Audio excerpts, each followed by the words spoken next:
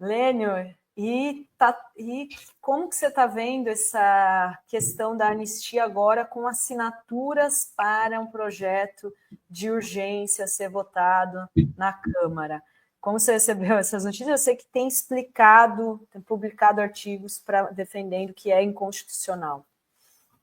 Não, o que mais me impressiona aí é que metade das assinaturas é da base do governo. Significa que essa base é uma fraude, né? Não existe uma base do governo se a própria base do governo, parte dela, brinca com a democracia, negocia a democracia.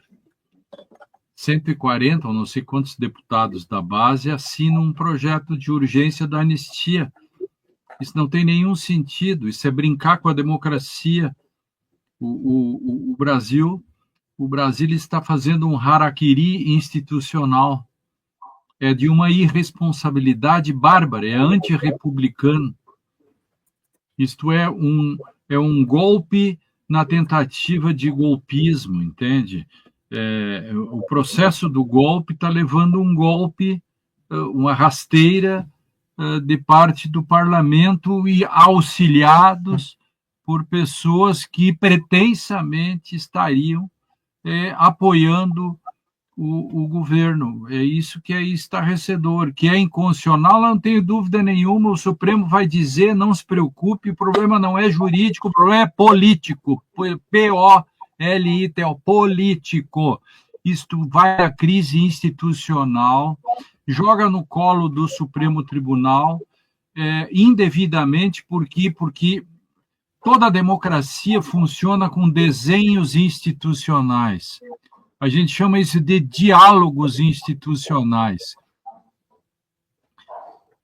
E os diálogos institucionais e os desenhos impedem que se criem crises institucionais. Crises só existem quando os diálogos institucionais falham. Isto é, a divisão de poderes, que devem ser harmônicos, tem um mecanismo anterior que funciona para evitar o atrito e a crise. O Brasil está na contramão, o Brasil não está sabendo utilizar os mecanismos de freios e contrapesos e está se encaminhando, e aí o governo falha também, porque não entra em campo como deveria, entende?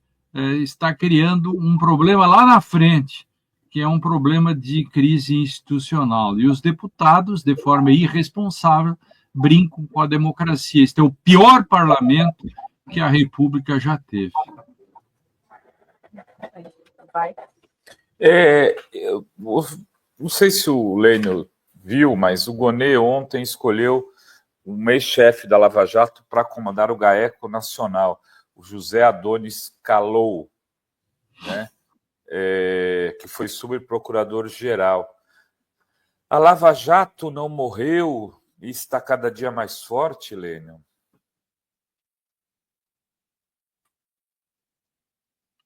Tá no nome do sujeito, ele me calou, tá entendendo?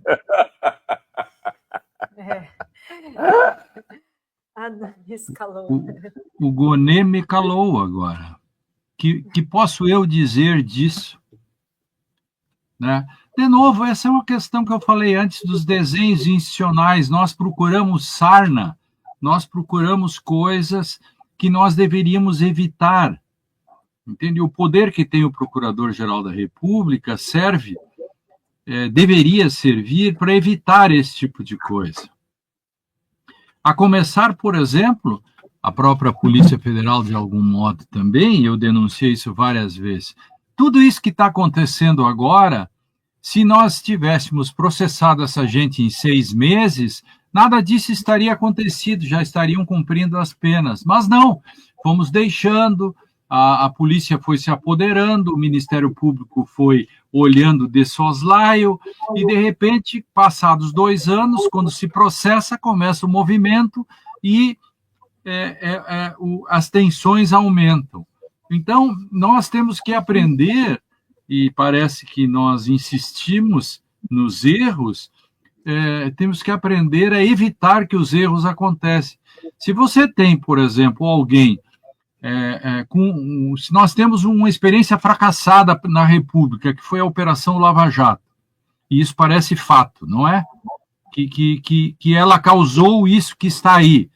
Percebe? Isso que está aí só existe por causa da Lava Jato. Ora, as pessoas que lidaram com a Lava Jato e lidaram mal, ou bem para eles, mas mal para o país, elas não deveriam ser prestigiadas. E por quê? Porque é uma crônica de um problema que vai se colocar logo adiante de novo. Mas o Brasil tem essas coisas de insistir e avisar, todo mundo avisa que vai dar errado, dá errado e não funciona. Não há muito o que comentar sobre esse tipo de coisa. Vá que o cara faça uma brilhante gestão logo adiante, sei lá, a gente só pode falar sobre o que tem na mão, né? Se fôssemos pitonisas, ganharíamos na loteria, e se ganhássemos na loteria, não precisávamos nos preocupar com essas coisas mundanas, né? É verdade. O Cacai chamou a atenção, até coloquei aqui numa matéria que a gente fez, mandou uma mensagem que você pode ter recebido também à noite, dizendo: o relatório aprovado pelo CNJ imputando corrupção, você viu, né? Peculato, organização criminosa. Está 10 meses parado lá. Exatamente. 10 longos meses na gaveta. Isso é um escândalo, isso é um absurdo. Qual é a explicação disso, né? De novo, dentro disso que nós falamos. Se as coisas funcionassem, não teríamos esses problemas que se dão logo na sequência. Aí. Teria que ter um prazo, né, para dar resposta, né? Os caras, né, não tem quem cobre, não tem.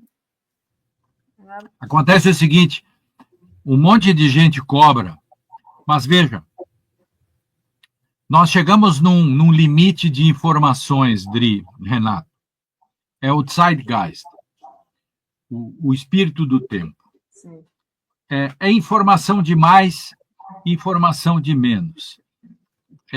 O Brasil tem mais smartphones que habitantes. Todo mundo tem acesso a informações e o número de idiotas aumenta a cada dia. Por que o número de idiotas aumenta quando deveria diminuir? Porque as pessoas têm apenas informações. Informações são como passageiros de rodoviária, elas passam e não ficam. Ninguém mora na rodoviária, né? Então, a cabeça do sujeito é só passagem, é informação. Isso faz com que você pode denunciar, tudo isso fica banalizado. Hoje as coisas só funcionam quando o Jornal Nacional ou o Fantástico coloca 10 minutos sobre a mesma matéria. 2, 3 dias, 4 dias seguidos, e por isso que a Lava Jato deu certo. Nós temos que entender o seguinte: a Lava Jato é um fenômeno de mídia. A Lava Jato só deu certo porque teve o apoio. Aquela imagem daquele tubo saindo dinheiro é uma imagem performática que marcou. Então, hoje, as coisas só funcionam. Querem ver? Tem gente que está dando golpe nas redes sociais, golpistas. O cara diz: eu sou 3 vezes honoris causa, sou doutor não sei o quê, e está ali enganam as pessoas. E aí tem um monte de gente que posta e diz: olha, esse cara não é isso. Isso é uma fraude. Ele continua fazendo a mesma coisa, ninguém o impede, continua enganando as pessoas. Sabe como é que ele para? Ele para se ele for para o jornal grande desses ou se for para o Fantástico, alguma coisa desse tipo. Senão ele não para. Entendeu? É o zeitgeist. Não adianta. Todo mundo, nós já denunciamos há tempo que isso aí, do relatório do CNJ, que estava aprovado desde agosto, julho, nós dizíamos: olha, o relatório está aprovado, o relatório está aprovado. Agora, se o Jornal Nacional tivesse dado 3 dias seguidos, 10 minutos para aprovação desse troço, isso tinha funcionado. Ou seja, nós, nestes tempos que vivemos, se faz coisas com palavras. Tem um livro famoso, que é do John Austin, que diz, o nome do livro é Como Fazer Coisas com Palavras. Como fazer coisas com palavras. Como fazer coisas com divulgação de notícias. É disso que se trata. É o zeitgeist. Nós perdemos para as informações, paradoxalmente. E, assim, é a mesma coisa essa questão da anistia, né? A gente não vê uma matéria lá... Claro! Falando inconstitucional, os caras cometeram crimes... Dri, né? quer derrubar a anistia? 5 dias de 10 minutos, todos os dias, nos grandes jornais da TV aberta, você acaba com isto. A pergunta que não quer calar, por que não o fazem? Porque tem gente a favor da anistia nos grandes jornais, nas grandes redes. Nós temos que admitir isso. Como fazer coisas com palavras? Flertando com o bolsonarismo. A Folha de São Paulo foi na cadeia gravar uma entrevista com a Débora, né, chamada do Batom, que virou o símbolo da anistia. Foram lá, ela com aquela carinha, dizendo que os filhos estão sofrendo. Gente, e por que o Lênio não vão lá explicando o crime que ela cometeu? Eu vou pegar, Adri, a própria Folha de São Paulo contra ela mesma. Vou pegar o Antônio Prata. O Antônio Prata tem um texto dizendo o seguinte: entrevistar Bolsonaro, entrevistar a moça do batom, dar-lhe uma página, é mais ou menos como pegar o Jack o Estripador e fazer uma coletiva com ele perguntando quais são as marcas das facas que ele utilizou para estripar. A Folha contra a Folha. Não aprendem, né? Assim, e você falou também dessa questão das redes, esse excesso de informações e tal. Agora mesmo, hoje a gente estava falando daquele advogado que era o queridinho do Pablo Marçal, dos bolsonaristas, João Neto, que tem mais de 2 milhões de seguidores nas redes. Ele grava vídeo assim, você cometeu crime? Não, como é que é? Se você for meu cliente, não vai dar nada. Ele ficou famoso, né? Agora foi flagrado espancando a namorada, está preso. É esse sujeito que era o queridinho, que tem mais de 2 milhões, que fala para tanta gente. Né?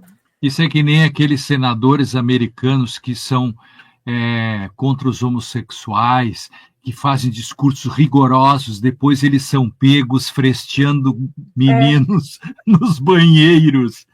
Senador é flagrado, é mais ou menos isso. Em tempos de rede, algoritmo, e eles pagam ainda, né, para ter, imagina, 2 milhões de seguidores, como que o cara chegou nesse número? Pagando. Eu gosto disso, sabe por quê? Não existe seguidores para tanta gente seguida. Não tem. Paga algoritmo que leva, né? Tem vários comentários, e a Mônica Mello está dizendo: oi, Lênio, graças à sua resposta sobre a notícia crime contra deputados que assinaram a SPL da anistia, meu marido entrou e a PGR aceitou e enviou 2 e-mails com os códigos a serem rastreados. Olha aí, a Mônica, né, levando... Então, maravilha. Parabéns, né? E a Leda manda aqui também um super sticker. E eu queria te perguntar, Lênio, como que você está vendo essa situação do Glauber Braga, que está sendo aí correndo risco de ser cassado porque expulsou um fascista do MBL na Câmara? Claro, veja, o Glauber teve azar, né? Porque ele caiu exatamente num parlamento e num momento ruim para isso, porque o caso dele é um easy case, um caso fácil que foi transformado num caso difícil e agora virou um caso trágico, um tragic case.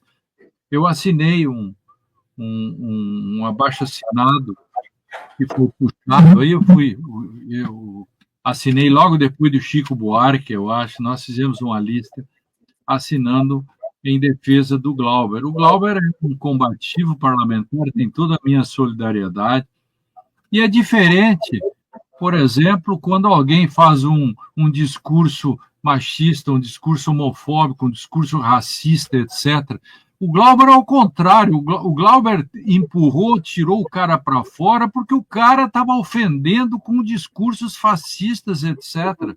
Quer dizer, agora, para um parlamento como esse, eles igualam aquele cara que matou, mandou matar, está envolvido lá, está sendo julgado, da Marielle, com um cara como o Glauber, que expulsa um fascista do parlamento. Aí é difícil, realmente, é muito difícil. Eu tenho pena, eu me solidarizo com o Glauber. Lamentavelmente, ele pegou uma vibe, uma onda errada no parlamento, justamente num período em que a extrema-direita quer se vingar por uma série de coisas, né? Eu mando aqui minha solidariedade, meu abraço fraterno ao Glauber e estimo que nessa luta, né, que ele inclusive agora radicalizou uma greve de fome, que sempre é um caminho difícil de fazer, porque é algo que abala a saúde, que faz com que pode haver sequelas disso e não tem garantia de êxito. É realmente muito, muito difícil.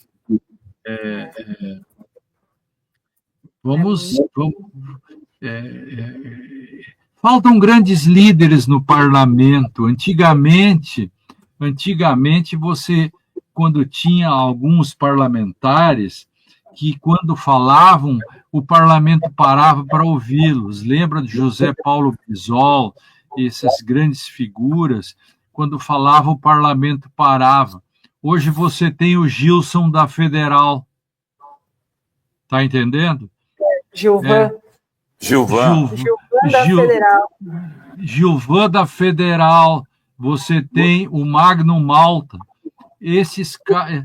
Quer dizer, é muito difícil eu tivesse um grande líder que fizesse um pronunciamento e dissesse, olha aqui, o parlamento, não vamos igualar o cara que tentou matar, o cara que mandou matar, o envolvido no caso Marielle, não vamos igualar o caso que matou o próprio marido lá, o pastor de Lis, quer dizer, a Flor de Lis, não vamos igualar com alguém que faz uma espécie de legítima defesa do parlamento, expulsando, assim.